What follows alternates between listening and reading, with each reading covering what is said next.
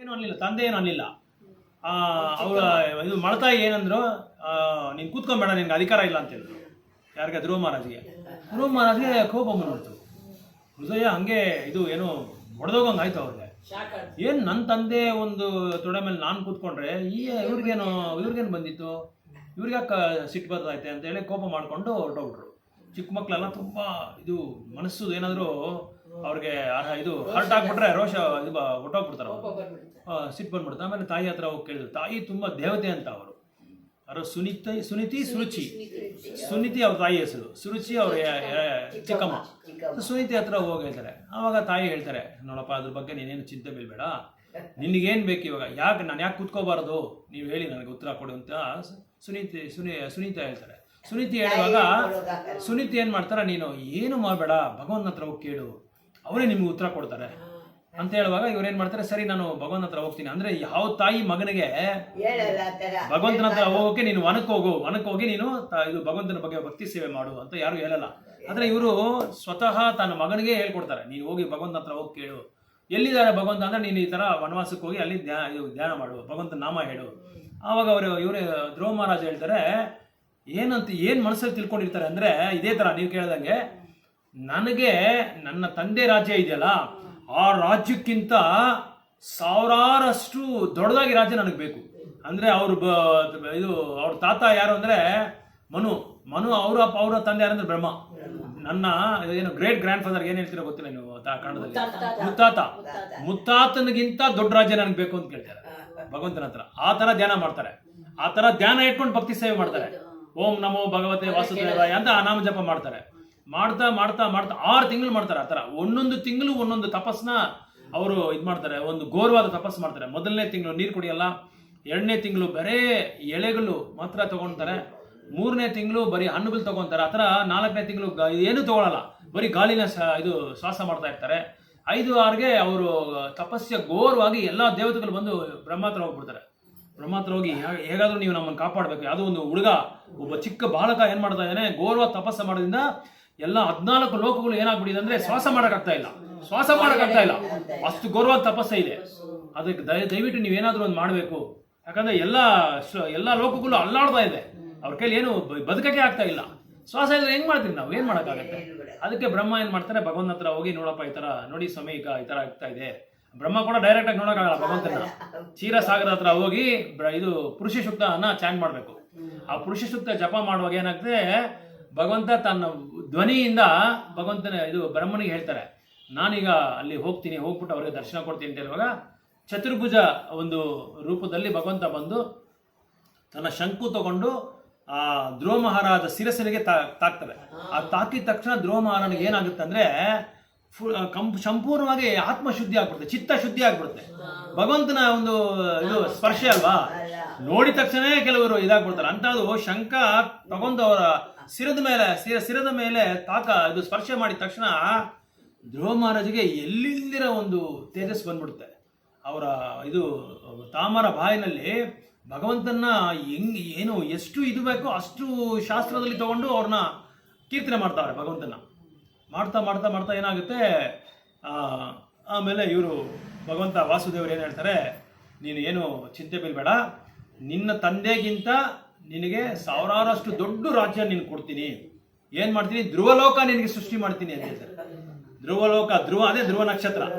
ಆವಾಗ ಧ್ರುವ ಮಹಾರಾಜ ಹೇಳ್ತಾರೆ, ನನಗೆ ಇನ್ನೇನು ಬೇಡ, ನೀವು ಡೈಮಂಡ್ ತರ, ನೀವು ವಜ್ರ ವೈಡೂರ್ಯ ತರ ಇರೋ ನಿವ್ಯವಾದ ನಿಮ್ಮ ರೂಪ ನಾನು ನೋಡಿ ನನಗೆ ಒಡೆದೋಗಿರೋ ಈ ಬಿಲ್ಲೆ ಅಂತಾರಲ್ಲ, ಹೆಂಚು ಒಡೆದೋಗಿರೋ ಹೆಂಚು ನನಗೇನು ಬೇಕು ಅಂತ. ಹೆಂಚಂದ್ರೆ ಏನರ್ಥ, ಒಡೆದೋಗಿರೋ ಹೆಂಚು ಈ ಭೌತಿಕವಾದ ಈ ಸಾಧನೆ ಯಾವುದು, ದೊಡ್ಡ ಬ್ರಹ್ಮರಾಜ್ಯ ಬೇಕು ನನಗೆ, ನನ್ನ ತಂದೆ ತರ ದೊಡ್ಡದಾಗಿ ರಾಜ್ಯ ಇರಬೇಕು ಅಂತದೆಲ್ಲ ನನಗೆ ಬೇಕಾಗಿಲ್ಲ. ಅದು ಏನಕ್ಕೆ ಕಂಪೇರ್ ಮಾಡ್ತಾರೆ ಅಂದ್ರೆ ಹೆಂಚು, ಒಡೆದೋಗಿರೋ ಹೆಂಚಿಗೆ. ಸೊ ಅದರಿಂದ ಅದು ಮಾಡೋದ್ರಿಂದ ಏನು ತಪ್ಪಿಲ್ಲ, ಅದು ಮಾಡೋದ್ರಿಂದ ನಮ್ಗೆ ಇನ್ನೂ ಜ್ಞಾನೋದಯ ಆಗುತ್ತೆ. ಅದು ಜ್ಞಾನೋದಯ ಆಗಿ ಭಗವಂತ ನಮಗೆ ಬೇರೆ ತರ ಒಂದು ದಾರಿ ಮಾಡ್ತಾರೆ, ಏನೋ ಒಂದು ಸಹಾಯ ಮಾಡ್ತಾರೆ. ಸೊ ಅದರಿಂದ ಅದೇ ಭಕ್ತಿ ಸೇವೆ ಅನ್ನೋದು ಬಂದು ಹೃದಯದಿಂದ ಮಾಡಬೇಕು, ಪ್ರೇಮದಿಂದ ಪ್ರೀತಿಯಿಂದ ಮಾಡಿದ್ರೆ ಭಗವಂತ ಅದನ್ನು ಮೆಚ್ಕೊಳ್ತಾರೆ. ಸಿಕ್ಬೇಕು ಅಂದ್ರೆ ರಾಮದೇವರ ಗುಡಿಯಲ್ಲಿ 108 ಸತಿ ಜಪ ಮಾಡ ಸುತ್ತಾಕಿ ಸಿಗ್ತದೆ. 4 ಸತಿ ಸಿಕ್ಕಿಲ್ಲ, ಇಂಟರ್ವ್ಯೂಗೆ ಹೋದಾಗ ಜಪ ಮಾಡಿದಕ್ಕೆ ಕೆಲಸಕ್ಕ ಇಲ್ಲ, ಓದಕ್ಕೆ ಇವಾಗ್ಲೂ ತಪ್ಪು ಮಾಡಿದ್ರೆ ನಮ್ಮ ಆನಂದ್ ಅದೇ ಹೇಳ್ಕೊಡೋದು ಅವನಲ್ಲಿ. ನೀನ್ ಭಕ್ತಿ ಮಾಡು, ನೀನ್ ಎಲ್ಲೋದ್ರು ಜಯಿಸ್ಕೊಂಡ್ ಅಷ್ಟು ಭಕ್ತಿ ಮಾಡು, ನೀನೇನು ನೆನಪಿಡ. ಯಾವುದೇ ಒಂದು ಭೌತಿಕವಾದ ಸಮಸ್ಯೆಗಳು ಭೌತಿಕವಾದ ಪರಿಹಾರಕ್ಕೆ ಒಂದು ಗುಣ ಅಲ್ಲ. ಅದಕ್ಕೆ ಆಧ್ಯಾತ್ಮಿಕವಾದ ಒಂದು ಪರಿಹಾರನೇ ಅದನ್ನ ಸರಿಹರಿಸೋದು, ಸರಿ ಮಾಡ್ಕೋಬೇಕಾಗಿರೋದು. ಭೌತಿಕದಿಂದ ಭೌತಿಕ ಪರಿಹಾರ ತಗೊಳ್ಬಾರ್ದು. ಅದರಿಂದ ನಮ್ಗೆ ಅದು ಮ್ಯಾಚ್ ಆಗಲ್ಲ, ಅದು ಹೊಂದಾಣಿಕೆ ಬರಲ್ಲ. ಸೊ ಅದಕ್ಕೆ ಆಧ್ಯಾತ್ಮಿಕವಾದ ಒಂದು ಸೇವೆನೇ ಅದಕ್ಕೆ ಪರಿಹಾರ. ಅದರಿಂದ ಇದು ಪರಿಹಾರ ಆಗೇ ಆಗುತ್ತೆ. ಅದರಿಂದ ಇದು ಪರಿಹಾರ ಮಾಡ್ಬೋದು. ಬಿಗಿನಿಂಗ್ ಅಲ್ಲಿ ಮಾಡ್ಬೋದು. ಯಾಕಂದ್ರೆ ಇನ್ನೂ ನಮ್ಗೆ ಇನ್ನೂ ಆತ್ಮ ಸಾಕ್ಷಾತ್ಕಾರ ಆಗಿರೋದಕ್ಕೋಸ್ಕರ ನಾವು ಅದು ಮಾಡ್ತಾ ನಮ್ಗೆ ಆತ್ಮ ಸಾಕ್ಷಾತ್ಕಾರ ಆಗ್ಬಿಡುತ್ತೆ. ಆವಾಗ ನಮ್ಗೆ ಗೊತ್ತಾಗ್ಬಿಡುತ್ತೆ ಏನು ಬೇಕಾಗಿಲ್ಲ ಭಗವಂತ ನಿನ್ನ ನಾಮ. ಅದಕ್ಕೆ ಈ ಅಸ್ಟ್ರಾಲಜಿ ಎಲ್ಲ ನೋಡ್ತಾರಲ್ಲ, ಜ್ಯೋತಿಷ್ಯರೆಲ್ಲ, ಶುದ್ಧ ಭಕ್ತರು ಇರೋರು ಇದೆಲ್ಲ ನೋಡಲ್ಲ. ಯಾಕಂದ್ರೆ ಅವ್ರಿಗೆ ಯಾವುದು ಗ್ರಹಗಳು ಬಂದು ಅವ್ರನ್ನ ತಾಕಲ್ಲ. ಯಾಕೆ ತಾಕಲ್ಲ ಅಂದ್ರೆ ಅವ್ರು ಯಾವ್ದ್ರ ಮೇಲೇನೂ ಆಧಾರ ಪಟ್ಟಿಲ್ಲ, ಭಗವಂತನ ಮೇಲೆ ಆಧಾರ ಪಡ್ತಾರೆ. 16 ರೌಂಡ್ಗೆ 64 ರೌಂಡ್ ಜಪ ಮಾಡ್ಬಿಡ್ತಾರೆ ಅವ್ರು. ನನಗೆ ಏನ್ ಬಂದ್ರೆ ಪರವಾಗಿಲ್ಲ ಅಂತ. ಯಾಕಂದ್ರೆ ಅವ್ರಿಗೆ ಗೊತ್ತಿದೆ ಇವತ್ತಿಲ್ಲ ನಾಳೆ ಹೋಗೋ ಯಾರು ಶಾಶ್ವತ ಇಲ್ಲಿ ಇರೋಲ್ಲ. ಸೊ ಇರೋವರೆಗೂ ನೀನೇ ನನಗೆ ಪತಿ, ಅದೇ ಸಾತ್ವತಾಂ ಪತಿ ಅಂತ ಭಗವಾನ್ ಸಾತ್ವತಾಂ ಪತಿ ಅಂದ್ರೆ ನೀನೇ ನನಗೆ ರಕ್ಷಕ. ಭಗವಂತ ಅವರೇ ಭಗವಂತ ಅವ್ರನ್ನ ರಕ್ಷಣೆ ಮಾಡ್ಬಿಡ್ತಾರೆ. ಯಾಕಂದ್ರೆ ನೀವು ನರಸಿಂಹ ಕವಚ, ನಾನು ನೆಕ್ಸ್ಟ್ ನಿಮ್ಗೆ ಹೇಳ್ತೀನಿ ರೀ. ಆ ನರಸಿಂಹ ಕವಚ ಹೋದ್ರೆ ಅದರಲ್ಲಿ ಏನ್ ಹೇಳಿದಾರೆ ಅಂದ್ರೆ ಈ 9 ಗ್ರಹಗಳಿಗೆ ಅಧಿಪತಿ ನಾನೇ ಅಂತ ಹೇಳ್ತಾ ಇದ್ದಾರೆ ನರಸಿಂಹ. 9 ಗ್ರಹಗಳಿಗೆ ಅಧಿಪತಿ ಅನ್ನೋದೇ ನರಸಿಂಹನೇ. ಸೊ ಅಧಿಪತಿನ ನಾವು ಮಾಡ್ಬೇಕಾ, ಅಧಿಪತಿ ಕೆಳಗಡೆ ಇರೋನ್ನ ನಾವು ಇದು ಮಾಡ್ಬೇಕಾ? ಅಧಿಪತಿಯಿಂದ ಮಾಡ್ಬೇಕು. ಯಾಕಂದ್ರೆ ಇವ್ರ ಹತ್ರ ನಾವು ಪ್ರೈಮ್ ಮಿನಿಸ್ಟರ್ ನಮ್ಗೆ ಚೆನ್ನಾಗಿ ಗೊತ್ತು, ತುಂಬಾ ಪರಿಚಯ. ಅವನ ಹತ್ರ ಇರೋ ಸೆಕ್ಯೂರಿಟಿ ಇದ್ರೆ ಹೋಗಿ ಸ್ವಲ್ಪ ನಾನು ನೋಡ್ಬೇಕಪ್ಪ ಮೋದಿನ, ಸ್ವಲ್ಪ ನಮ್ಗೆ ಶಿಫಾರಸ್ ಮಾಡೋದ್ರೆ ಏನ್ ಪ್ರಯೋಜನ? ಮೋದಿನೇ ಡೈರೆಕ್ಟ್ ಆಗಿ ಬಾ ಅಂತ ಹೇಳ್ತಾ ಇದ್ದಾನೆ. ಕರೆಕ್ಟ್ ಪ್ರಧಾನಮಂತ್ರಿ ಬಾಪ ನನ್ನ ಹತ್ರ ಬಾ, ನಾನು ನಿಮ್ಗೆ ಏನ್ ಸಹಾಯ ಮಾಡ್ಕೊಡ್ತೀನಿ ಅಂತ ಹೇಳ್ತಾ ಇರುವಾಗ ನಾವ್ಯಾಕೆ ಅವ್ನ ಸೆಕ್ಯೂರಿಟಿ ಹತ್ರನೋ ಇಲ್ಲ ಅವನ ಸೆಕ್ಯೂರಿಟಿ ಹತ್ರ ಹೋಗ್ಬೇಕು? ಅವರೇ ಗೊತ್ತಿರೋದು ನಮ್ಗೆ, ಭಗವಂತನೇ ಗೊತ್ತಿಲ್ಲ. ಎಲ್ಲರಿಗೂ ಅವರೇ ಅಧಿಪತಿ. ಅವ್ರು ನೋಡಿದ್ರೆ ಸಾಕು ನಮ್ಗೆ. ಅದನ್ನ ಅರ್ಥ ಮಾಡ್ಕೊಳ್ಳೋಕೆ ಇದೆಲ್ಲ ಓದ್ಬೇಕು, ಶಾಸ್ತ್ರ ಇದೆಲ್ಲ ಓದಿದ್ರೆ ನಮ್ಗೆ ಅರ್ಥ ಆಗ್ಬೇಕು. ಆದ್ರೆ ಸಂಪೂರ್ಣವಾಗಿ ನಮ್ಗೆ ನಂಬಿಕೆ ಬರ್ಬೇಕು. ಅವ್ರು ನೀನೇ ದೇವತಮ ಪುರುಷ, ಎಲ್ಲದಕ್ಕೂ ದೇವಾದಿ ದೇವರು ನೀನೇ ಅಂತ ಸಂಪೂರ್ಣವಾಗಿ ನಮ್ ನಂಬಿಕೆ ಬಂದ್ರೆ ಆವಾಗ ನಮ್ಗೆ ಅರ್ಥ ಆಗ್ಬಿಡುತ್ತೆ. ಅವಾಗ ನಮ್ಗೆ ಅರ್ಥ ಮಾಡ್ಕೊಳ್ಳೋ ಒಂದು ಇದು ಕೊಟ್ಬಿಡ್ತಾರೆ ಅವರು. ಅವರೇ ನಮ್ಗೆ ನಾಲೆಡ್ಜ್ ಕೊಟ್ಬಿಡ್ತಾರೆ.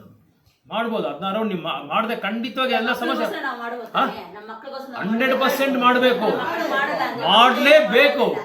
ಭಾಗವತಮಲ್ಲಿ ಹೇಳ್ತಾ ಇದ್ದಾರೆ, ತಂದೆ ತಾಯಿ ಅಲ್ಲಲ್ಲ, ತಂದೆ ತಾಯಿ ಮಕ್ಕಳಿಗೆ ಭಗವಂತನ ಭಕ್ತಿ ಬರಲಿ, ಅವ್ರಿಗೆ ಒಳ್ಳೇದಾಗ್ಲಿ ಅಂತ ಖಂಡಿತವಾಗಿ ಅವ್ರು ಕೊಡದೇ ಇದ್ರೆ ಅವ್ರ ತಂದೆ ತಾಯಿನೇ ಅಲ್ಲ ಅಂತ ಹೇಳ್ತಾ ಇದ್ದಾರೆ. ಒಂದು ರಾಜ ಬಂದು ಪ್ರಜೆಗಳಿಗೆ ಭಕ್ತಿ ಸೇವೆ ಕೊಟ್ಟಿರಾ ಅದನ್ನ ವ್ಯವಸ್ಥೆ ಮಾಡ್ಕೊಡಿದ್ರೆ ಅವ್ನು ರಾಜ ಅಲ್ಲ. ತಂದೆನೂ ಅಷ್ಟೇ, ತಂದೆ ಬಂದು ಮಕ್ಕಳಿಗೆ, ತಂದೆ ತಾಯಿ ಆಗ್ಲಿ ಮಕ್ಕಳಿಗೆ ಭಗವಂತನ ಭಕ್ತಿ ಸೇವೆ ಕೊಡದೇ ಇದ್ರೆ ಅವ್ರ ತಂದೆ ತಾಯಿನೇ ಅಲ್ಲ. ಆದ್ರೆ ಈ ಕಾಲದಲ್ಲಿ ಏನಾಗಿದೆ ಅಂದ್ರೆ ಕಲಿಯುಗದಲ್ಲಿ ಬೇರೆ ಒಂದು ಭೋಗದಲ್ಲಿ ಅವರು ನಿಯುಕ್ತರಾಗೋದ್ರಿಂದ ನಮ್ಗೆ ಸ್ವಲ್ಪ ಕಷ್ಟ ಆಗುತ್ತೆ. ನಾವು ಅವ್ರಿಗೋಸ್ಕರ ನಾವು ಪ್ರಾರ್ಥನೆ ಮಾಡ್ಬೇಕು. ನಾವು ಪ್ರಾರ್ಥನೆ ಮಾಡಿ ಎಲ್ಲೆಲ್ಲಿ ಚಾನ್ಸ್ ಸಿಗುತ್ತೋ ಅವ್ರಿಗೆ ಸ್ವಲ್ಪ ಪ್ರಸಾದ ಕೊಡೋದು, ದೇವ್ರ ನೈವೇದ್ಯ ಮಾಡಿ. ಅವ್ರು ಹೇಳ್ಬಾರ್ದು ನಾವು ಇದು ಪ್ರಸಾದ ಅಂತ ಹೇಳ್ಬಾರ್ದು. ಅದು ಒಪ್ಕೊಳ್ಳೋರಿಗೆ ಹೇಳ್ಬೋದು, ಒಪ್ಕೊಳ್ದೇ ಇರೋರಿಗೆ ಏನ್ ಮಾಡಬೇಕು, ಹಂಗೆ ಕೊಟ್ಬಿಡ್ಬೇಕು, ಪ್ರಸಾದ ಅಂತ ಕೊಟ್ಬಿಡ್ಬೇಕು. ಇವಾಗ ನಮ್ಮ ಅಂಗಡಿಗೆ ಮುಸ್ಲಿಮ್ಸ್ ಎಲ್ಲ ಬರ್ತಾ ಇದ್ರು, ನಾನು ಏನ್ ಹೇಳಿ ನಾನು ಬರ್ತಾರೆ ಅಂತ ಹೇಳ್ಬಿಟ್ಟು ಕೊಟ್ಬಿಡೋದು. ಅವ್ರಿಗೆ ಹತ್ಕೊಂಡು ತೊಗೊಂಡು ತಿಂತಾ ಇರ್ತಾರೆ, ಸ್ವಾಮಿ ಹಿಂಗೊಂದು ಮೀಸು ಅಂತ. ಅದಕ್ಕೆ ಪ್ರಚಾರದಲ್ಲಿ ಸ್ವಲ್ಪ ನಮ್ಮ ಮಕ್ಕಳ ಹತ್ರ ನಾವು, ಯಾಕಂದ್ರೆ ನಾವು ಪ್ರಚಾರ ಮಾಡೋಕ್ಕಾಗಲ್ಲ ಮಕ್ಕಳಿಗೆ, ನಮ್ಮ ಮಕ್ಕಳಿಗೆ ನಾವು ಪ್ರಚಾರ ಮಾಡೋಕ್ಕಾಗಲ್ಲ ಯಾವತ್ತೂ ಅಷ್ಟೇ. ಆ ತರ ಏನಾದ್ರು ಪ್ರಚಾರ ಮಾಡೋ ಒಂದು ಅವಶ್ಯಕತೆ ನಮ್ಮಂತ ಒಂದು ಭಾಗ್ಯವಂತರು ಯಾರು ಇಲ್ಲ. ಅದಕ್ಕೆ ನಾವೇನ್ ಮಾಡ್ಬೇಕು, ಅವ್ರು ಬೇರೆ ರೂಟಲ್ಲಿ ಅವ್ರು ಮಾಡ್ಬೇಕು. ಅವ್ರಿಗೆ ಪ್ರಸಾದ ಕೊಡೋದು, ಇಲ್ಲ ನಮ್ಮನ್ನ ಸ್ವಲ್ಪ ದೇವಸ್ಥಾನಕ್ಕೆ ಸ್ವಲ್ಪ ಡ್ರಾಪ್ ಮಾಡಪ್ಪ, ಸ್ವಲ್ಪ ತುಳಸಿ ತಗೊಂಬಾರಪ್ಪ, ಸ್ವಲ್ಪ ಹೂವು ತಗೊಂಬಪ್ಪ, ಅದು ತಗೊಂಡು ಸೇವೆನಲ್ಲಿ ಅವ್ರನ್ನ ತೊಡಗಿಸಿದ್ರೆ ಅವ್ರಿಗೆ ಅಕೌಂಟ್ ಖಾತೆ ಓಪನ್ ಆಗುತ್ತೆ. ಖಾತೆ ಓಪನ್ ಆಗ ಏನಾಗುತ್ತೆ, ಸ್ವಲ್ಪ ಅವ್ರಿಗೆ ಸುಕೃತಿ ಬರ್ತಾ ಇವಾಗ ಒಳ್ಳೆ ಜನ್ಮ ಸಿಗುತ್ತೆ. ಒಳ್ಳೆ ಭಕ್ತರ ಮನೆಯಲ್ಲಿ ಒಂದು ಇದು ಹುಡ್ತಾರೆ, ಒಂದು ಜನ್ಮ ತಗೊಂತಾರೆ. ಅವಾಗ ಭಕ್ತಿ ಮಾಡೋದಕ್ಕೆ ಅವಕಾಶ ಸಿಗುತ್ತೆ. ಇವಾಗ ನೋಡಿ, ಜೈಪಾಲ್ ಪ್ರಭು ಒಬ್ಬರು ಭಕ್ತರಾಗೋದ್ರಿಂದ ಎಷ್ಟು ಜನ ನೋಡಿ ಇಲ್ಲಿ ಕಂಟಿನ್ಯೂ ಆಗ್ತಾನೆ ಇದೆ. ಅದೇ ಇರೋದಲ್ಲಿ ಅವ್ರು ಇರ್ಬೇಕಂತೇನಿಲ್ಲ, ಅವ್ರು ಇಲ್ಲ ಅಂದ್ರೆ ಕಂಟಿನ್ಯೂ ಆಗ್ತಾ ಇದೆ. ಭಗವಂತ ಇದನ್ನ ಮಾಡ್ಕೊಂಡಿದ್ದಾರೆ. ಅರ್ಥ ಅಲ್ಲ, ಅವ್ರೇ ಅಂತ ಅರ್ಥ ಅಲ್ಲ. ಅವ್ರು ಮಾಡಿರೋ ಭಕ್ತಿ ಸೇವೆಯಿಂದ ಅದು ಇನ್ನ ಕಾಪಾಡ್ತಾ ಇದೆ. ಅದನ್ನ ಭಗವಂತ ಒಂದು ಏನೋ ಒಂದು ಅರೇಂಜ್ಮೆಂಟ್ ಮಾಡಿದ್ದಾರೆ. ಅದೇ ಭಕ್ತಿ ಸೇವೆನಲ್ಲಿ ಒಂದು ವಿಶೇಷವಾದ ಒಂದು ಗುಣ, ಅದು ತುಂಬಾ ವಿಶೇಷ. ಅದು ಖಂಡಿತ ಮಾಡಿ, ನೀವು 16 ರೌಂಡ್ ಜಪ ಮಾಡಿ, ಎಲ್ಲ ಅದಿರುತ್ತೆ. ಪೋರ್ಷನ್ಸ್ ಜಾಸ್ತಿ ಇರುತ್ತಲ್ಲ, ಪೋರ್ಷನ್ಸ್ ಜಾಸ್ತಿ ಇರೋದ್ರಿಂದ ಆ ತರ ಆಗುತ್ತೆ. ನೀವು ಮಾಡಿ, ಖಂಡಿತ ಆಗುತ್ತೆ, 100% ಮಾಡ್ಬೋದು.